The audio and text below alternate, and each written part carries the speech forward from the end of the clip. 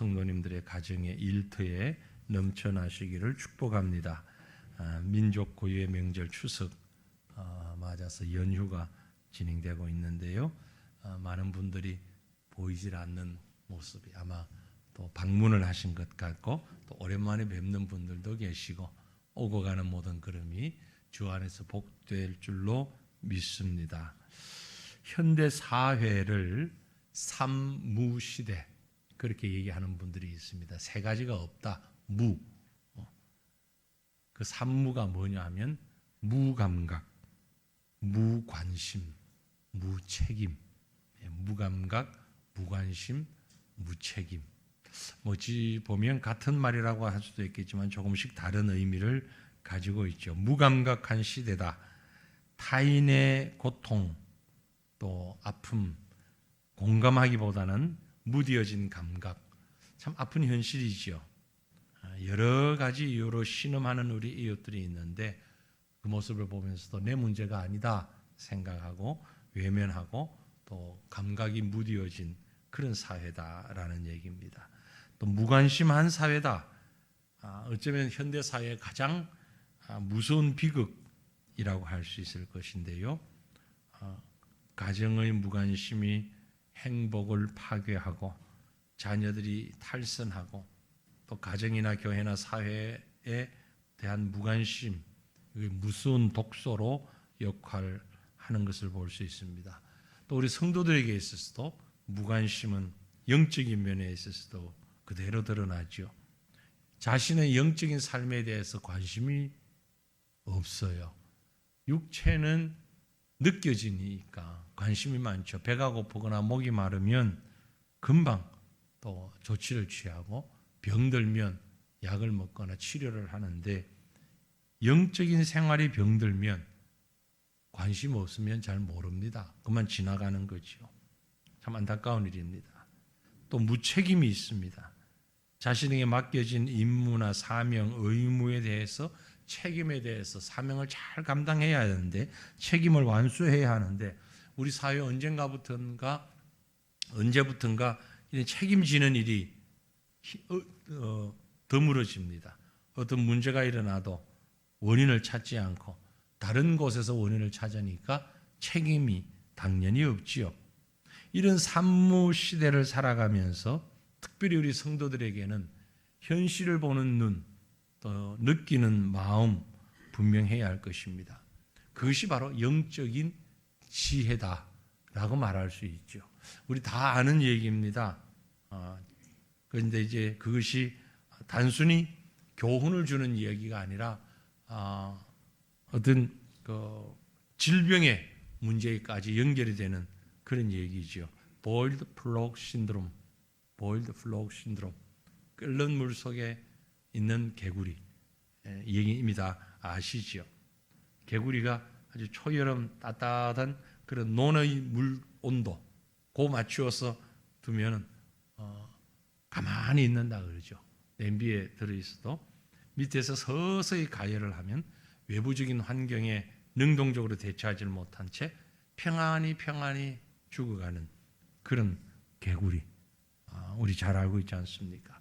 이런 개구리와 같은 모습이 우리에게도 있다는 겁니다. 정신적인 것뿐만이 아니고 실제 육체적으로도 있는 거죠. 그래서 의학적으로 이것을 무감각증이라는 질병으로 분류를 한다는 겁니다. 뭐냐면은 몸에 어떤 충격이나 혹은 손상이 있는데도 못 느낀다는 겁니다. 아파도 아픈 걸 못 느낀다는 거죠. 왜 그러냐면은 그 이전에 세균이나 어떤 감염으로 인하여서 피부 조직, 인체 조직이 손상될 때에 중추신경이 마비가 되어버린 겁니다. 그래서 상처가 나도 못 느끼는 거죠. 마취 주사를 맞은 것처럼 우리가 수술하거나 어떤 치료할 때 마취 주사 놓잖아요. 그럼 막 이렇게 피가 나도 아픈 걸 못 느끼죠. 마취가 되어 있기 때문에. 세균에 의해서 마취가 되어버려가지고 아픈 감각을 못 느끼는 무감각증이라는 증세가 있는 겁니다. 그러고 보니까 이 무감각증과 죄의 증세가 참 놀랄 만큼 유사한 점이 많이 있어요. 죄가 우리 속에 들어오면 서서히 우리 영혼을 손상시켜서 상처가 나고 감염을 의식하지 못하게 되는 겁니다.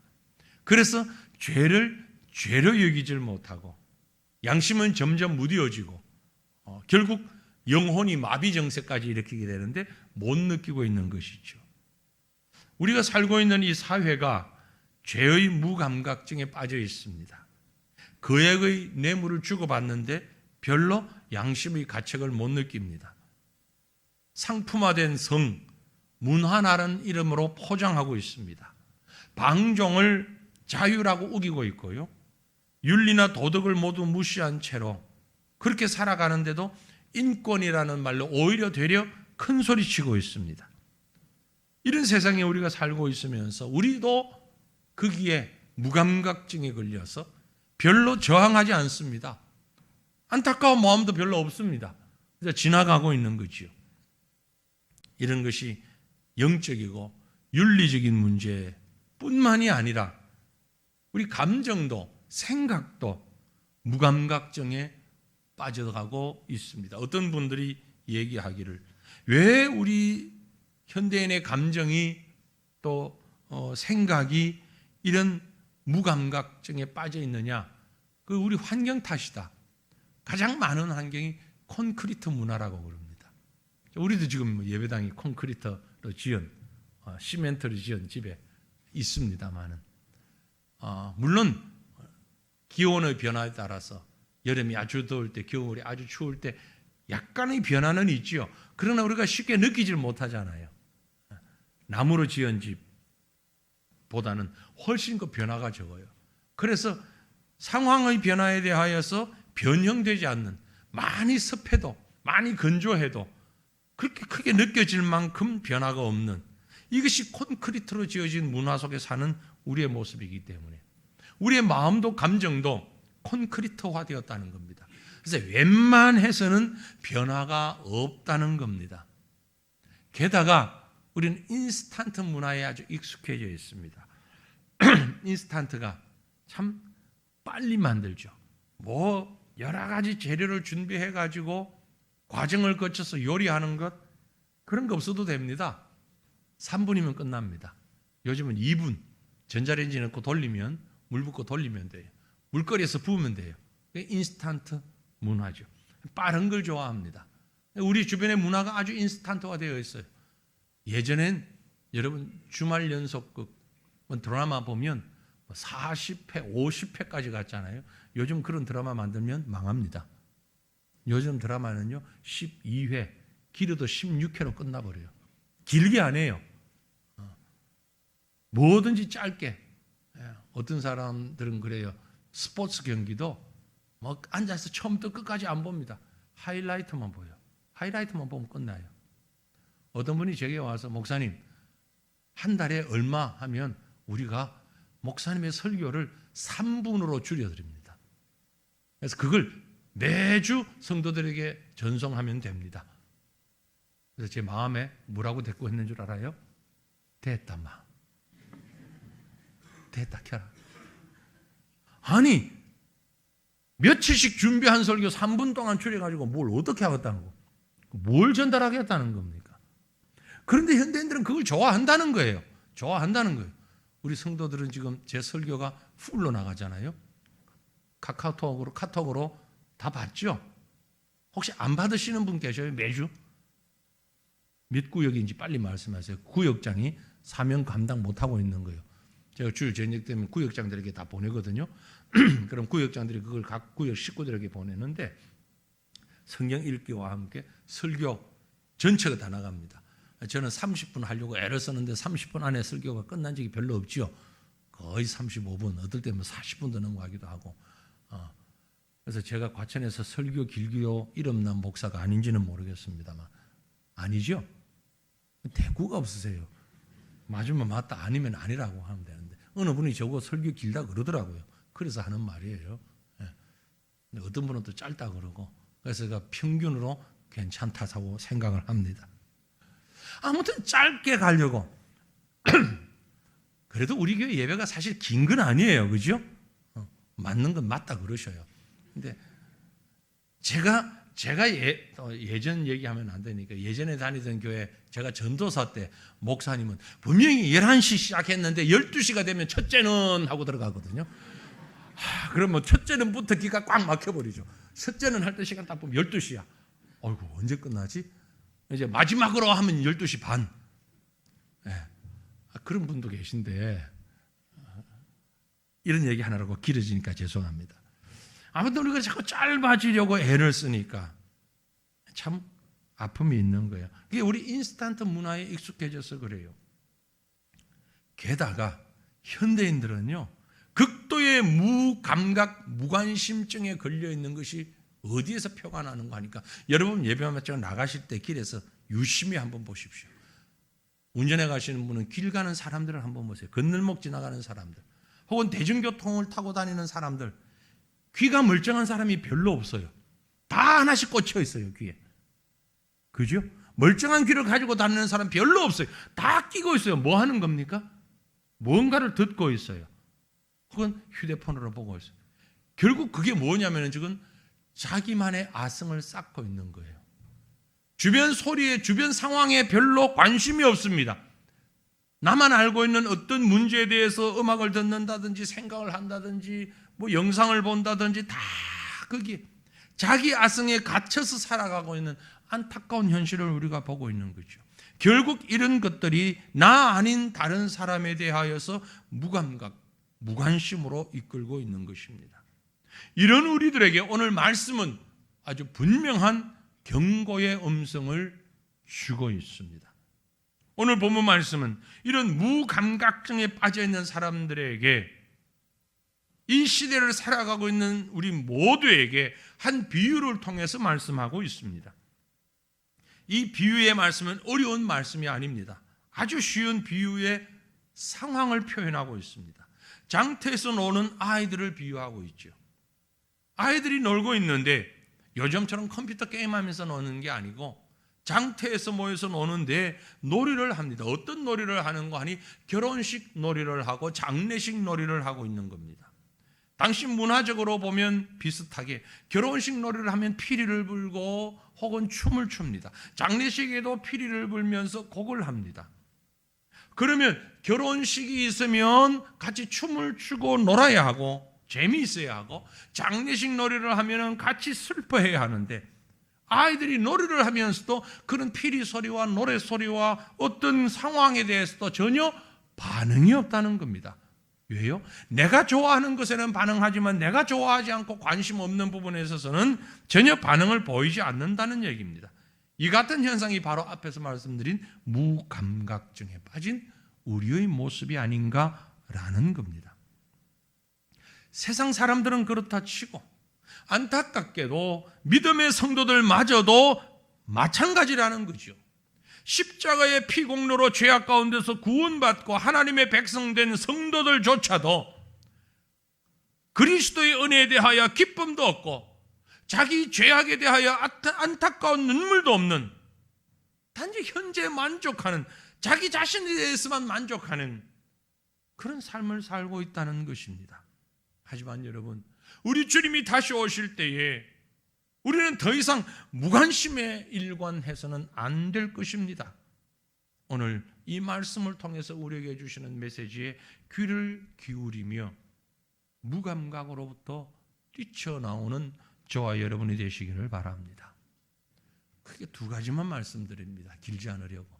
먼저는요, 우리 눈에 보이는 현상만 보고 따르면서 예언의 말씀에 무감각한 이 시대를 정확히 보아야 한다는 겁니다. 예언의 말씀에 대해서 너무 무감각해요. 왜요? 눈에 보이는 현상이 눈이 어두워서 그런 것입니다. 오늘 말씀에 보면 이 말씀은 예수님께서 세례 요한의 제자들을 만난 이후에 무리들에게 이 얘기를 하셨습니다. 세례 요한의 제자들을 왜 만났는가? 그리고 만나서 무슨 얘기를 하셨는가? 하면은요, 요한이 누굽니까? 세례 요한이 주의 길을 예비하며 천국 복음과 회개의 세례를 선포하던 사람이 세례 요한 아닙니까? 그런데 그가 자신의 의지와 상관없이 헤롯 왕에게 붙잡혔고 감옥에 갇히는 신세가 됐습니다. 아직 죽기 전이니까 감옥에 갇혀 있습니다. 세례 요한이 감옥에 갇혀 있으면서 사람들이 어떤 얘기를 주고받는지를 전해 듣게 됩니다. 그리고는 자기의 제자를 예수님에게 보냈습니다. 왜 보냈을까요? 우리는 이 본문에 나오는 마태복음 11장에 나오는 세례 요한이 제자들을 예수님에게 보낸 장면을 가지고 오해를 하는데, 어떤 오해를 하는 거니? 세례 요한이 예수님에 대한 불확실성을 가지고 있기 때문에 그 문제를 해결하기 위해서 예수님께 보내었을 것이다라고 생각을 하는데, 전혀 그게 아닙니다. 그게 아니고요, 요한이 옥에 갇힘으로 인하여서 사람들이 주고받는 이익에 대한 해답을 주기 위하여서 제자들을 대신 보낸 겁니다. 무슨 얘기인가 하니까, 예수님의 길을 예비하던 요한이, 메시아를 예고하던 요한이 옥에 갇혔어요. 그런데 사람들은, 아니 왜 요한이 왜 감옥에 들어가지? 하나님이 살아계시면 왜 이런 일을 일으키지? 요한이 메시아를 예언했는데 왜 감옥까지 들어가지? 이 문제를 가지고 의문을 품게 된 거예요. 그리고 질문을 가지게 된 겁니다. 그래서 예수님께 제자들을 보낸 겁니다. 마태복음 11장 2절 3절 보면 이런 말씀이 기록되어 있어요. 요한이 옥에서 그리스도께서 하신 일을 듣고 제자들을 보내어 예수께 여짜오되 오실 그이가 당신이오니까 우리가 다른 일을 기다리오리까? 말씀드린 대로 요한 자신의 질문이라기보다는 요한이 옥에 갇힌 사실을 가지고 요한이 증거한 예수님에 대한 의심을 품고 있는 자들이 많이 있기 때문에 이 질문을 드린 겁니다. 거기에 대해서 예수님께서 답을 주셨죠. 뭐라고요? 4절로 6절 말씀해 보면, 예수께서 대답하여 이르시되 너희가 가서 듣고 보는 것을 요한에게 알리되 맹인이 보며 못 걷는 사람이 걸으며 나병 환자가 깨끗함을 받으며 못 듣는 자가 들으며 죽은 자가 살아나며 가난한 자에게 복음이 전파된다 하라. 죽은 자가 살아나며 복음이 전파된다 하라. 누구든지 나로 말미암아 실족하지 아니하는 자는 복이 있도다 하시니라. 한마디로 요한이 증거한 내용이 사실이다 그 말이에요. 사람들의 질문은 지금 요한이 옥에 갇힌 걸 보니 요한이 증거한 말도 가짜 아니냐, 믿을 수 있냐라는 얘기죠. 그 요한이 증거한 말의 내용은요, 예수님이 메시아다라는 내용이거든요. 그걸 우리가 믿을 수 있냐? 왜? 메시아를 증거한 요한이 감옥에 갇혔지 않냐? 결국 지금 요한이 가르치고 외친 말의 내용이 아니라 요한이 어떤 형편에 있는가를 보고 신뢰할 거냐 신뢰하지 않을 거냐를 판단하고 있다라는 얘기입니다. 세례 요한이 증거한 것이 바로 메시아 아닙니까? 10절에 보면 기록된다. 보라 내가 내 사자를 네 앞에 보내노니 그가 내 길을 내 앞에서 준비하리라 하신 것이 이 사람에 대한 말씀이라 요한이 다시 한번 짚어주고 있죠. 많은 사람들은요, 어리석게도 눈에 보이는 걸 말씀보다 더 신뢰합니다. 요한에 대해서도 그랬어요. 그래서 요한이 아주, 어떤 사람들은 요한을 동경했잖아요.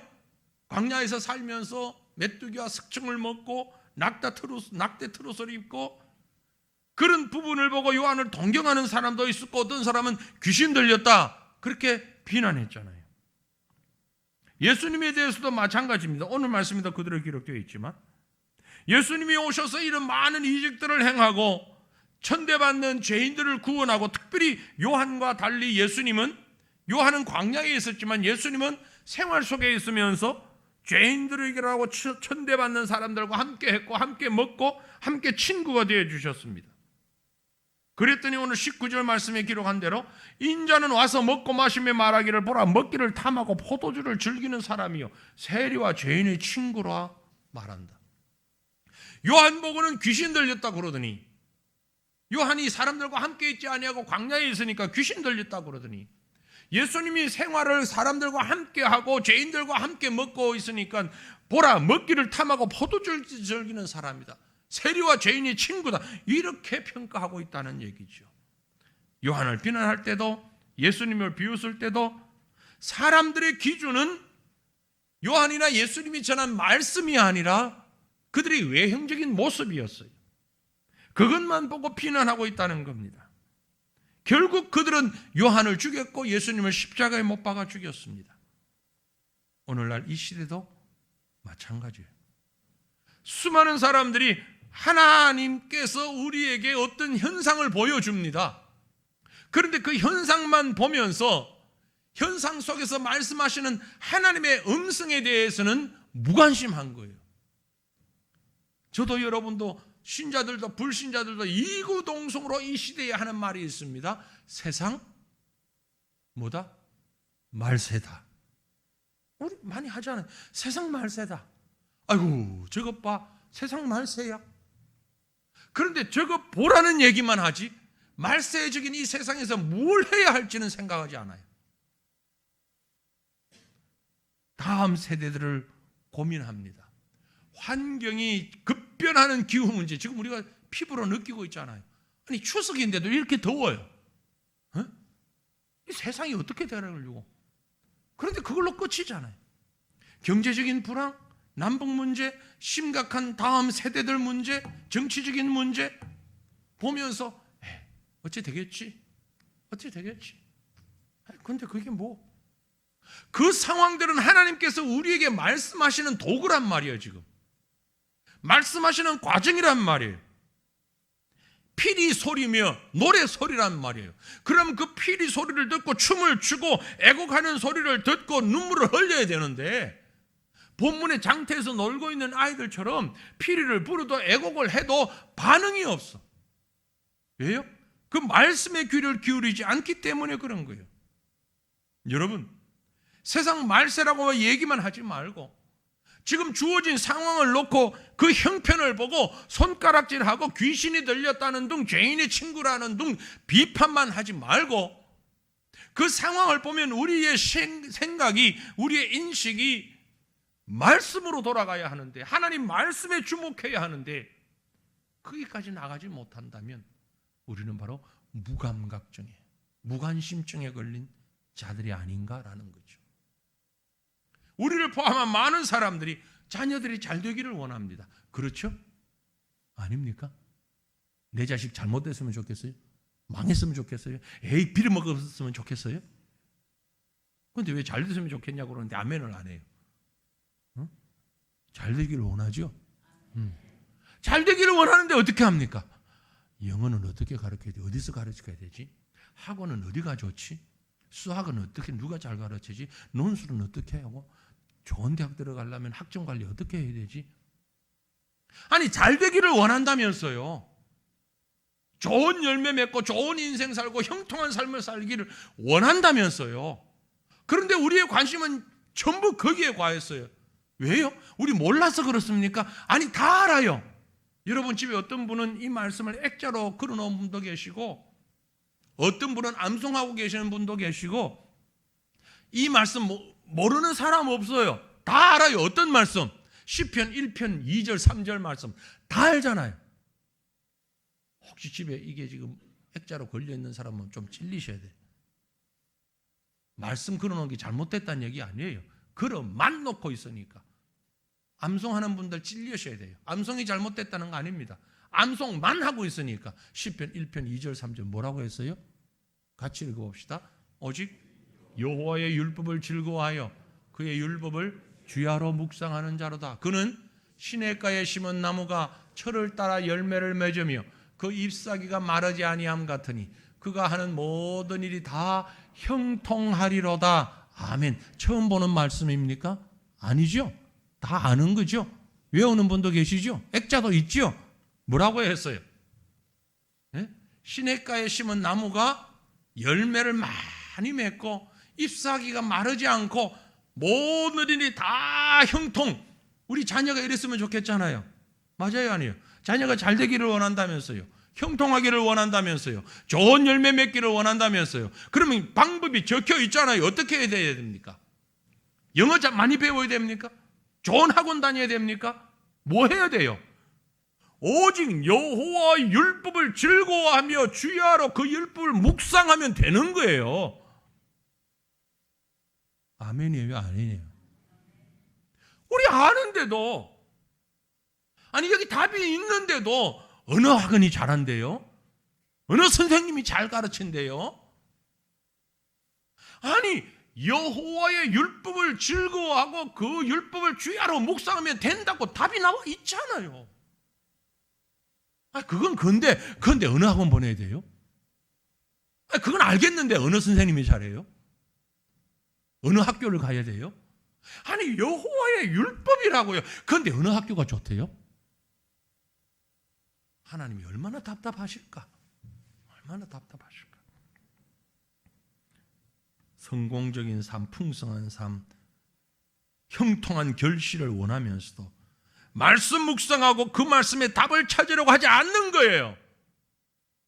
제가 왜 이렇게 흥분하냐면요, 아직까지 우리 교회 성도들 가운데 목사님, 전도사님, 우리의 성경 과외 좀 시켜주세요. 이런 사람은 나 한 사람도 못 봤다니까. 성경 과외 시켜달라는 사람 있어요, 없어요? 없잖아. 제가요 44년째 지금 목회자의 삶을 살고 있는데, 목사 되기 전에 전도사 때에 전도사님 우리의 성경 좀 가르쳐 주세요 하고 봉투를 한번 딱 받아봤어요. 진짜로. 제가 전도사 때 어느 학부모가 봉투를 들고 와가지고 전도사님 우리 애 따로 성경 좀 가르쳐 주세요 그러더라니까. 근데 문제는 그 사람이 불신자예요. 예수 안 믿는 사람이에요. 세상에 이런 일이 40년이 넘도록 딱 한 사람 받고 그 다음에는 본 적이 없어. 이렇게 얘기를 해도 앞으로 할 사람 아무도 없어. 여기에 제가 너무 오버했나요? 분명히 길이 있는데 관심이 없어. 관심이 뭐에? 영적으로 형통한 삶의 방법에 대해서 관심이 없더라니까. 눈에 보이는 현상만 보는 거예요. 좋은 대학 가고 좋은 직장 취직하고 그래서 많은 봉급을 받고, 여기에는 관심이 많은데 그 영혼의 형통함에 대한 관심이 없어. 왜? 이 시대가 지금 이런 시대를 우리가 살아가고 있는데, 저와 여러분이 시대를 분별하는 눈을 분명히 가질 수 있기를 바랍니다. 눈을 가지게 되면 어떻게 합니까? 그래서 오늘 말씀에 참 지혜로운 자가 누군가? 정말 지혜로운 삶을 살아야 되는데 참 지혜로운 사람 누굽니까? 예수님 당시만큼 인류 역사에 있어서 너무너무 중요한 시절이 없었을 것 같아요. 그죠? 하나님이 사람이 되셔서 오셨잖아요. 그런데 예수님이 딱 오셨을 때에 극명하게 두 종류의 사람으로 나타났습니다. 예수님을 구주로 고백하며 그 말씀을 믿고 예수님 앞에 나온 사람과 예수님을 믿지 않고 거부하면서 핍박한 사람, 딱 둘 중에 하나입니다. 그런데 예수님 앞에 나온 사람들은 누구냐면은 이미 죄인으로 낙인 찍힌 사람들, 사람들로부터 소외된 사람들, 그들은 더 이상 세상에 길이 없기 때문에 예수님 앞에 나왔습니다. 하지만 반대로 지도층이라고 할 수 있는 바리새인, 사두개인, 율법학자들, 서기관들, 레위인들, 대제사장들, 그들은 예수님에 대해서 별로 관심이 없었어요. 예수님의 말씀에 대해서도 관심이 없었습니다. 가르침에 대해서 신경 쓰지 않았습니다. 왜?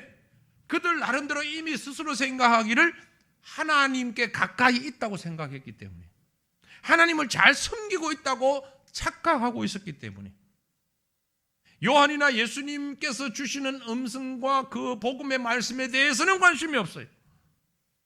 자신의 기득권을 침해받을까 봐 긍긍할 뿐이었어요. 이 시대를 살아가는 사람들이 둘 중에 하나입니다. 누가복음 14장을 보면 큰 잔치가 있고 거기에 거절한 사람들에 대한 얘기가 있어요. 어떤 사람이 큰 잔치를 베풀고 많은 사람들을 초청했는데 한결같이 이런저런 이유로 거절했습니다. 어떤 사람은 밭을 사서 가봐야 된다고 그러고, 어떤 사람은 소를 쌌으니 거기에 가봐야 된다고 그러고, 어떤 사람은 장가 갔으니 결혼했으니 바쁘다고 그러고, 모두 자기 일에 바빠서 한가롭게 남의 잔치에 갈 시간이 없다는 거예요. 그런데 그 잔치가 어떤 잔치입니까? 치명적인 실수를 하는 걸 스스로 몰랐죠. 바로 천국 잔치였어요. 천국 잔치였어요. 그 잔치에 가지 않는 순간 천국에서 제외된다는 사실을 몰랐던 것이죠. 세상적인 유익을 위해 자신이 해야 할 일의 분주함 때문에 천국 백성으로서 마땅히 가야 할 일을 하지 못했던 것입니다. 바로 예수님 당시에 많은 지도자들이 그랬고, 오늘 이 시대의 교회 안에서 살아가는 많은 사람들이 그렇고, 믿음을 가지고 알고 신앙으로 살고 있다는 사람들도 그렇습니다. 세상적인 성공을 위해서 말이죠. 지난 주간에 우리 국회에서 청문회를 하는데 기상천외한 일이 벌어졌어요. 그 영상이 지금 많이 떠돌아다닙니다. 실제 있었던 사건이니까. 청문회 자리에서 한 의원이 창조가 뭐요? 라고 물었을 때 그렇게 대답했습니다. 하나님이 천지를 창조하셨습니다. 아주 선명하게 대답을 했어요. 하나님이 온 세상 천지를 창조하셨습니다. 그랬더니 그 말을 듣고 코웃음을 치면서 허허, 아니 진화가 과학적인 것이지 무슨 소리를 하냐고 큰 소리를 치면서, 아니 난요 그 종교적인 신념 그걸 믿는 게 아니고 교과서를 믿습니다. 이렇게 말하는 국회의원이 있었어요. 그런데 그 국회의원이 누군 줄 아세요, 여러분? 미국 유학 가서 신학을 공부한 신학 석사예요. 그리고 전도사로 사역을 했던 사람이에요. 전도사까지 하던 사람이 또 지질학을 공부했기 때문에, 그리고 정치에 입문을 해가지고 국회의원이 된 사람이에요. 신학 석사라니까. 그런데 그 사람이 하나님의 창조를 믿지 않고 그 창조를 믿는 사람을 비웃으면서, 나는요 그런 종교적인 신념이 아닌, 교과서가 여러분 정확합니까? 죄송합니다. 학생들에게 혹 실망을 줄까? 그런데 이분이 하는 말이, 나는 교과서를 믿어요. 제가 개인적으로 원하기는 그분이 실수했을 거라고 생각하고 싶어요. 그리고 집에 가는 길에, 집에 가기 전에 어딘가 예배당이 보이면 눈물 흘며 뛰어들어가가지고 하나님 용서해 주십시오. 제가 잘못했습니다. 잠깐 어떻게 말을 하다 보니까 내 직위가 국회의원인지라 세상 앞에서 참 부끄러운 일을 했습니다. 회개했으면 좋겠어요. 정말 간절하게. 적어도 신학 석사라면. 아니 하나님의 말씀에 기록된 성경을 얘기하는데 나는 그런 거 안 믿고요, 교과서 믿어요. 그게 성도의 입에서 나올 얘기입니까? 신학을 공부한 신학 석사 입에서 나올 말입니까? 그런데 이게 지금 우리 대한민국 국회 현실이에요. 국회가 어떤 곳입니까? 처음 시작할 때 하나님 말씀 놓고 그 말씀에 손 얹고 기도하며 시작한 것이 대한민국 국회 처음이에요. 왜 우리 국회가 이렇게까지 되었죠? 글쎄요, 이 말씀을 제가 하는 걸 유튜브에서 듣고 어떤 사람은 또 어떤 비판을 하는지 모르겠습니다만, 적어도 믿음의 성도라면 하나님 앞에 우리 자신을 돌아봐야 되는 거죠. 세상이 이렇게까지 가는데도 우리는 관심 없어요. 난 모르겠고, 난 정치 같은 거 관심 없어. 동성애 난 관심 없어. 그런 거 몰라. 여러분, 우리 생각 안 하고 관심 없으면 끝인가요? 무관심하면 그걸로 끝인가요? 성공을 위해서라면, 아니 내가 믿는 신앙은 잠깐 접어놓고 나는 교과서만 믿어요, 이런 얘기해도 괜찮은가요? 집사님도 장로님도 목사님도?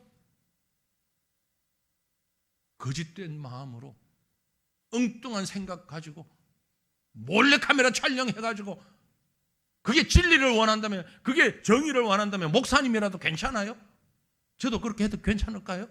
여러분 집에 들어가서 몰래카메라로 찍어 가가지고 어떻게 해도 괜찮아요? 바로 여러분 입에서 나올, 그게 목사가 할 일이에요? 아마 그럴 거예요. 목사라고 말을 하기는 안 되지. 신학 공부했다고 드러내지를 만들지. 그런데 그게 지금 정의가 되고 그게 인격이 되고 그게 진리가 되는 세상을 우리가 살고 있습니다, 지금. 그러면서도 관심 없어요. 어떻게 됩니까? 하나님의 말씀으로 돌아갈 때에 하나님이 주시는 지혜를 찾아야 돼요. 세상이 주는 지혜가 아니라 세상적인 권력을 위해서 신앙을 아무렇게나 내던져버려도 되는 것처럼 여기고 그게 지혜로운 것이라고 생각하고 그게 아주 현 시대를 읽는 똑똑한 사람이라고 생각하는 어리석고 답답한 사람들 우리 가운데는 없습니까? 오늘 본문 말씀 19절에 보니 인자는 와서 먹고 마시며 말하기를 보라 먹기를 탐하고 포도주를 즐기는 사람이여 세리와 죄인의 친구라 하니 지혜가 뭐냐? 지혜는 그 행한 일로 인하여 옳다함을 얻느니라. 지혜는 바른 믿음의 삶이다 라는 얘기입니다. 하나님의 지혜로 인도하는 대로 하나님의 말씀대로 살아가는 것, 그게 지혜라는 겁니다. 세상 지혜는요, 아무리 공부를 하고 아무리 연구를 해도 세상 지혜는 하나님을 알 수 없어요. 진리를 알 수 없어요. 고린도전서 1장 21절에 바울이 기록하기를 하나님의 지혜에 있어서는 이 세상이 자기 지혜로 하나님을 알지 못한다고 그랬어요. 이 세상이 자기 지혜로 하나님을 알 수 없어요. 그러면 진정한 지혜가 뭡니까? 24절에 보면 오직 부르심을 받은 자들에게는 유대인이나 헬라인이나 그리스도는 하나님의 능력이요 하나님의 지혜라. 예수 그리스도를 아는 자가 참 지혜를 가진다. 예수 그리스도를 통해 참 지혜를 가진 자는 세상에서 볼 때 어리석다고 비난받을 수도 있습니다. 왜 바보처럼 저렇게 사냐라고 할 수도 있습니다. 왜냐하면 주님이 계신 그곳은 십자가의 길을 가는 자가 만날 수 있는 예수님이기 때문에 그래요. 믿음의 길은 십자가의 길이에요. 십자가의 길은 어떤 길입니까? 마태복음 16장 24절에 예수께서 제자들에게 이르시되 누구든지 나를 따라오려거든 자기를 부인하고 자기 십자가를 지고 나를 따를 것이라. 그게 예수님 만나는 곳이에요. 예수님 만나는 길이에요. 여러분, 유명한 연예인, 내가 좋아하는 연예인 만나고 싶으면 그 사람이 자주 다니는 길에 가서 기다리면 만날 것 아니에요. 그렇죠? 네.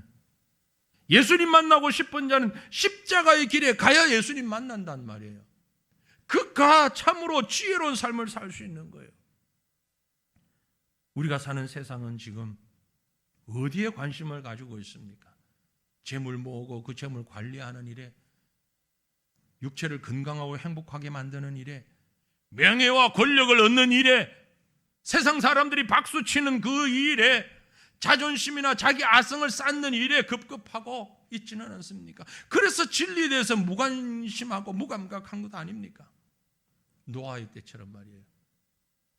하나님의 말씀에 예민한 노아는 산 꼭대기에도 방주를 지었는데 말씀에 무감각한 사람들은 노아를 향하여서 손가락질하며 비웃었지요. 하나님의 말씀에 예민한 하나님의 사람들이 소돔 고모라성을 탈출할 때에 롯이 자기 딸들을 데리고 탈출할 때에 정언한 사위들은 무감각하여 그 말을 농담으로 여겼다. 성경이 기록하고 있지 않습니까? 영적 감각을 일깨우는 자가 참으로 지혜로운 자들입니다. 여러분, 이 시대에 둔감한 자가 되지 않기를 바랍니다. 말씀에 민감한 반응을 가지는 자들이 되기를 원합니다. 우리 일터에서, 가정에서, 친구들과의 대화 속에서, 이 나라와 이웃의 현실 속에서 하나님 말씀하고 계십니다. 그 말씀에 귀를 기울이십시오. 이 말씀이 신비주의자처럼 살자는 얘기가 아닙니다. 영적으로 깨어있자는 말입니다. 그래서 영적으로 깨어 하나님의 뜻을 깨닫고 하나님 주시는 지혜의 길로 나아가서 그리스도의 십자가 앞에서 하나님이 정말 원하시는 것이 무엇인가를 찾아가는 영적 민감성을 회복하자는 얘기입니다.